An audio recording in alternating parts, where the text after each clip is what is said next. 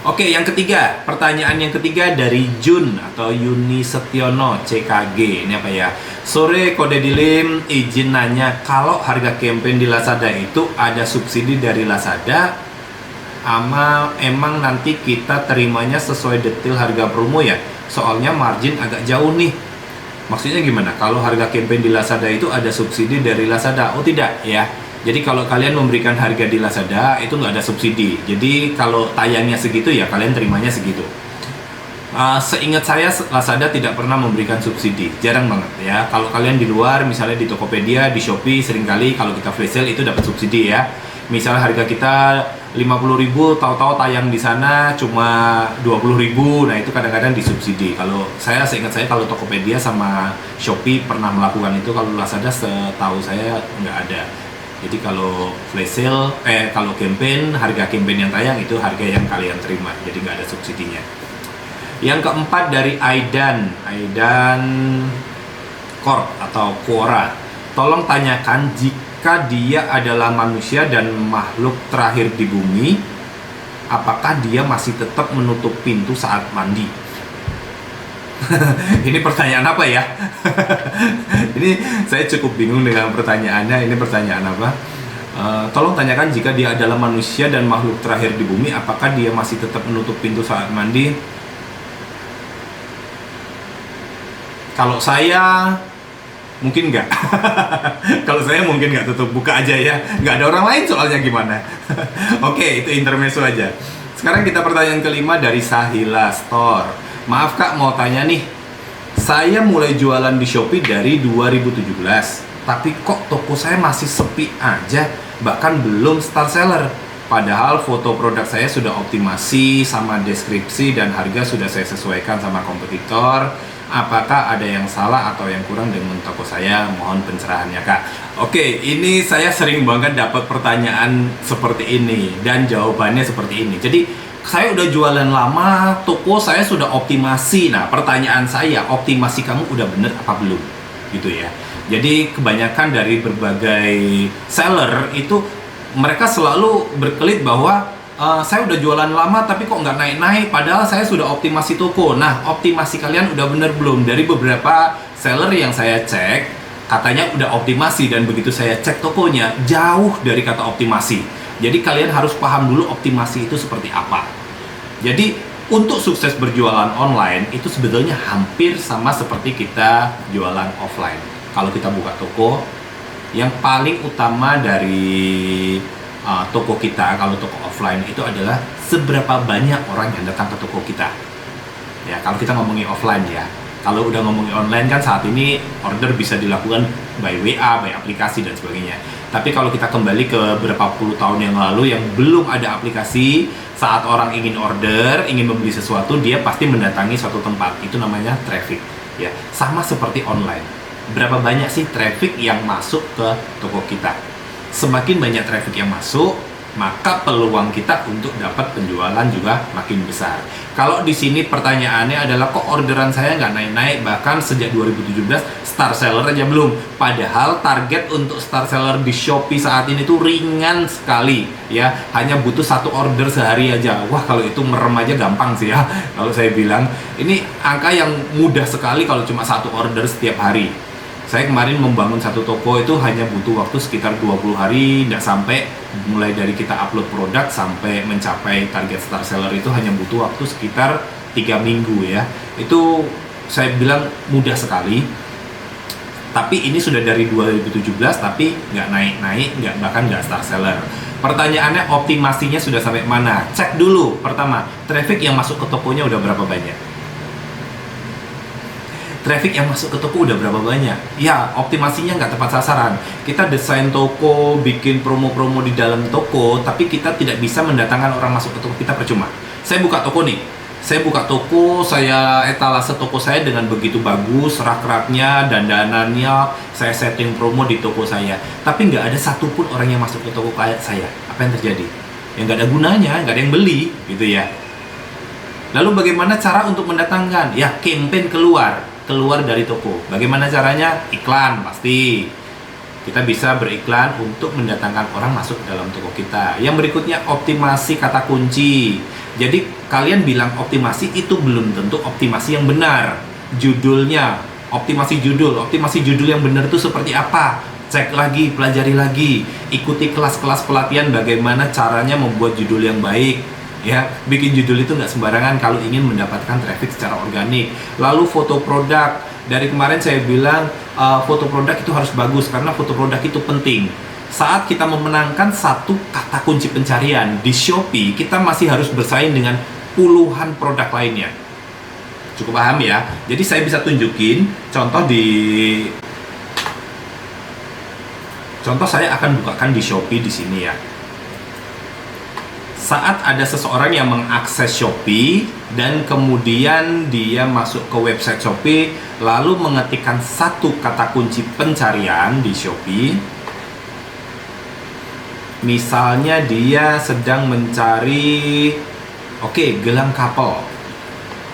Dia mencari gelang couple dan produk kalian dengan optimasi yang judul yang bagus itu bisa muncul di halaman pencarian dari kata kunci gelang couple ini. Katakanlah di sini. Nah, di sini produk kalian itu belum jaminan untuk mendapatkan traffic yang banyak karena kalian masih harus bersaing dengan 50 produk kompetitor yang lainnya. Dan kesempatan kita hanya satu kali diklik oleh customer. Bayangkan kalau ini produk saya, tapi foto produk saya tidak menarik dan kompetitor mungkin lebih tertarik dengan foto yang ada di bawah ini dan kemudian dia klik produk ini, maka produk kita sudah tidak diklik lagi. Mereka sudah pindah ke halaman berikutnya dan melihat produk yang lain. Dan kemungkinan mereka akan terus turun ke bawah dan mungkin melihat ada paket diskon atau mungkin melihat kemudian di bagian bawah ada produk yang lain dari toko ini atau iklan produk serupa. Jadi, memenangkan algoritma pencarian, menempatkan posisi produk kita di halaman pertama dari kata kunci itu belum jaminan kita mendapatkan klik. Karena klik masih dipengaruhi oleh foto produk kita. Kalau foto produk kita nggak menarik, maka peluang produk kita untuk diklik juga menjadi kecil. Jadi yang pertama itu, yang harus dilakukan adalah cek dulu traffic yang masuk ke toko, udah dapet berapa banyak traffic yang masuk. Selanjutnya adalah untuk mengkonversi traffic yang masuk ke toko tersebut menjadi pembelian. Selanjutnya, dari pertanyaan ke-6 dari Elida Tinambunan. Mau tanya dong, kalau menaikkan produk menggunakan tools booster di ID Shopee itu aman nggak ya?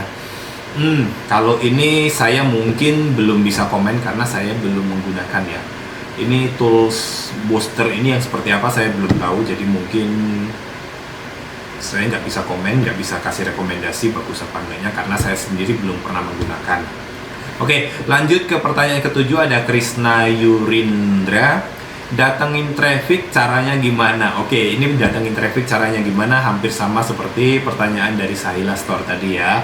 Mendatangkan traffic baik di Lazada ataupun di Shopee, itu yang pertama kali yang dilakukan adalah bagaimana kita memenangkan itu dari satu kata kunci dulu. Jadi bagaimana kita bisa set kata kunci yang benar-benar dicari orang. Dicari orang ini bukan berarti pencariannya besar ya, dicari orang tapi tingkat persaingannya rendah. Nah, ini harus pinter-pinter cari.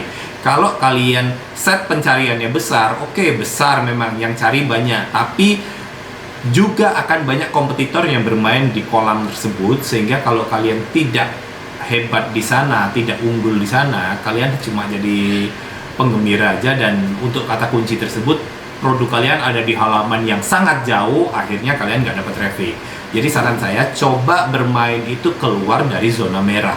Kalian bisa bermain di kata kunci yang mungkin tidak begitu populer, tapi cukup banyak dicari orang.